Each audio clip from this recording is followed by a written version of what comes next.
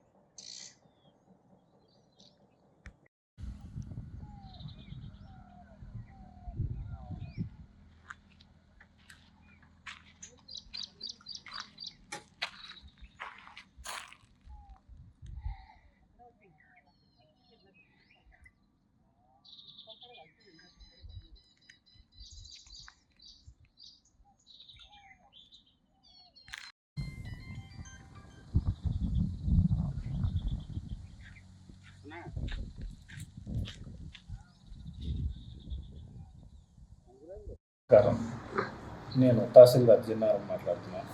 అయితే మాకు గత వారం 10 రోజుల నుంచి అక్రమ నీటి సరఫరాకు సంబంధించి జిన్నారం మండలంలో విపరీతమైనటువంటి కంప్లైంట్స్ రావడం జరిగింది. దీనికి సంబంధించి మేము గ్రౌండ్ స్టాఫ్ని, జీపీఓల్ని వాళ్ళ గ్రామ పరిధిలో ఎంక్వైరీ చేయగా తేలింది ఏంటంటే, కొన్ని గ్రామాలకు సంబంధించి జిన్నారం మండలంలో నీటిని గడ్డపోతార ఇండస్ట్రియల్ ఏరియా, కాజుపల్లి ఇండస్ట్రియల్ ఏరియాకి ఎలాంటి అనుమతులు లేకుండా సరఫరా చేయడం జరుగుతుంది. ఇది ఈ యొక్క వాటర్ రవాణానికి సంబంధించి స్థానిక మున్సిపల్ కమిషనర్ గారి అనుమతులు కావాలి. ఏ బిల్డింగ్ పర్మిషన్ ఎప్పుడు ఇచ్చారు, దానికి అనుమతులు ఉన్నాయా, వాటర్ రవాణాని, వాళ్ళ శానిటేషన్ మరియు వాటర్ సప్లై వింగ్ నుంచి కూడా అనుమతులు ఉండాలి. ఇట్టి విషయాన్ని మేము ఈ గ్రౌండ్ స్టాఫ్ ఇచ్చినటువంటి నివేదికని మేము ఒక రిపోర్ట్ రూపంలో రాసి మున్సిపల్ కమిషనర్ గారికి ఇలాంటి అక్రమ నీటి సరఫరాని గట్టిగా చర్యలు తీసుకోమని చెప్పేసి ఒక లెటర్ రాయడం జరిగింది.